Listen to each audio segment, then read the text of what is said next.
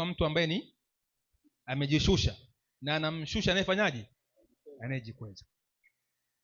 Sasa lakini baada ya kuanguka tuna watu wawili, kuna Samson na nani?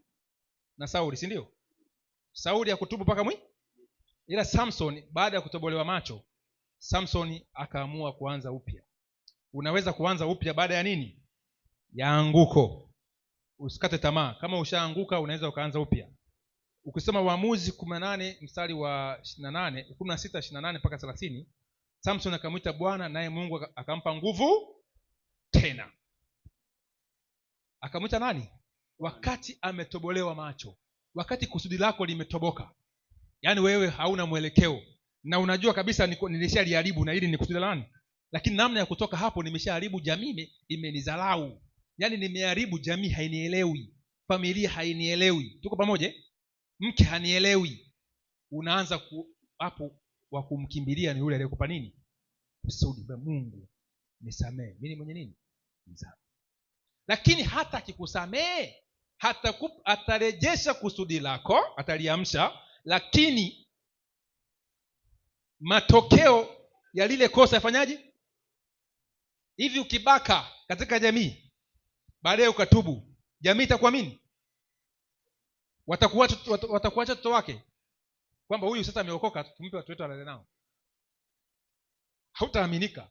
Hiyo ni moja ya jeraha ambayo umefanyaje? Umelipata. Kwa maana ule nani anaitwa Yusufu alimwambia mke wa Potifera, kwa nini nifanye uovu huu? Nimkosee nani? Mungu. Akatoroka. Maana alijua hapo tu siku akifumaniwa ni kifo tu. Na tunamsahau leo, tusingemjua Yusufu tena. Sasa Samson maskini akaamua sasa, maana kusudi la Samson ilikuwa ni nipi? Sikuangamiza Wafilisti, kuwapunguza nguvu zao. Akaamua, Mungu sasa sina macho, naomba nife na hawa wasiotahiriwa. Mungu akamsikia na akaua Wafilisti 3,000 kwenye ile jengo ambao kwa na mzee yake. 3,000. Aliua wengi kuliko ambao alipokuwa hai. Kwa leo Samson tunamsoma tofauti, aliharibu, lakini mwisho wake ulikuwa nini? Mzuri. Samson dakika ngapi? 15.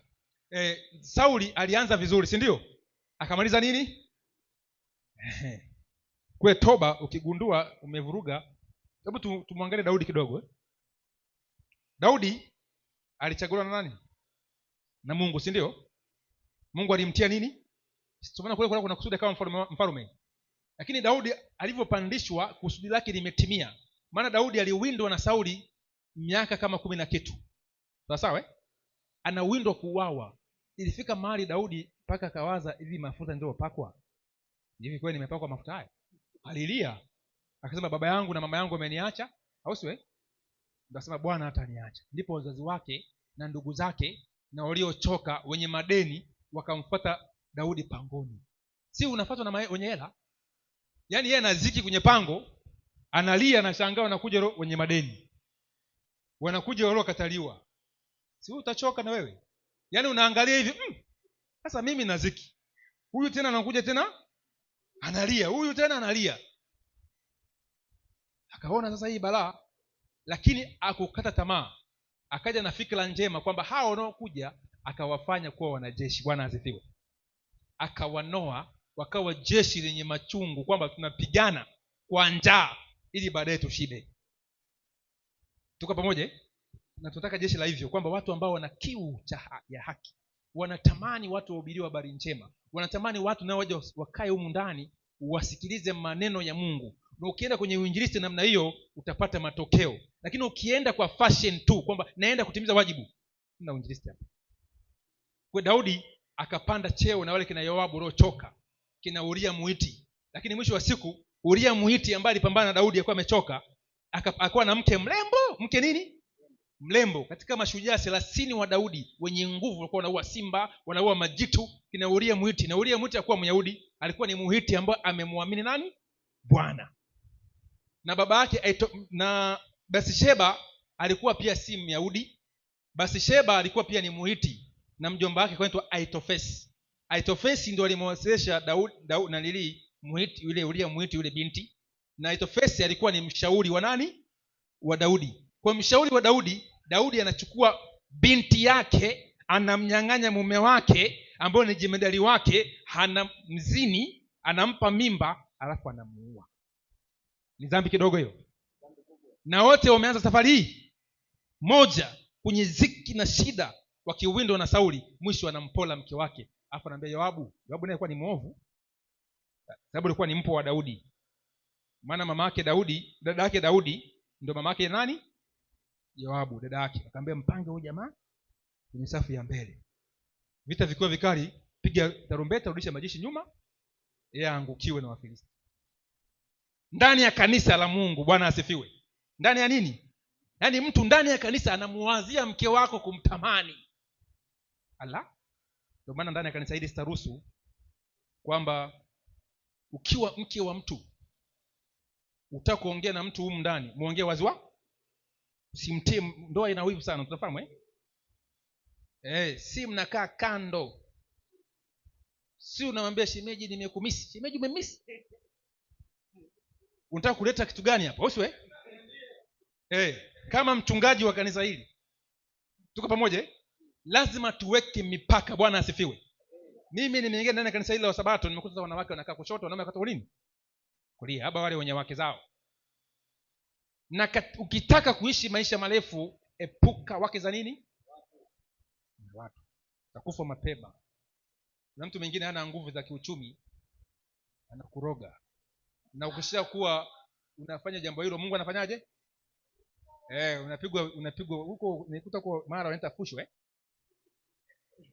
ndio fusho juu fusho. Kwa hiyo hepuka. Daudi lilimkuta jambo, sababu alikuwa na nguvu ya kifalme, Uria muita mwezi, si ndio lakini Mungu anawaadhibu hao wenye hela nyingi, sababu unajua akishachukua mtu mke wa mnyonge anaanza kusema. Sasa Mungu anamtibu. Sasa huyu alikuwa na kusudi akawa mfalme wa Israeli. Sikia vizuri.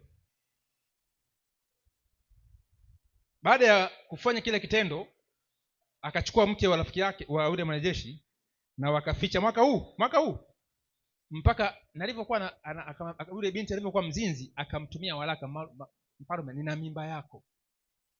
Na mimba yaani maana yake bwana afanye unavyojua. Kwa hiyo akafanya mchakato wote.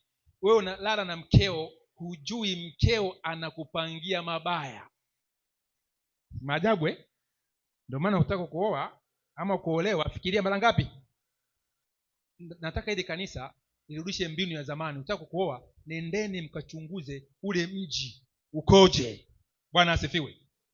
Yule baba wa pale ni mtu wa namna gani? Mama wa pale ni mtu wa namna gani? Ukiona leo katika nyumba mama anatawala mume, yeye usifanyeje? Ukiona kijana mume haheshimu mkewe, na yule kijana pale amezaliwa pale, anaona baba anagonga mama, na yeye anasema naam, atakugonga na nani? Na wewe. Na ukiona kijana haheshimu dada yake, haheshimu mama zake, usiolewe na huyo kijana. Ukiona binti haheshimu kaka yake, haheshimu baba yake, hawezi kukuheshimu. Charity begin at home. Charity begin at home. Leo vijana tamaa zimetuangusha kwa sababu unakurupuka. Fikiria bora hata usiolewe au usioe. Kwa sababu kwa nini uoe kesho uvunjike na ndoa yako?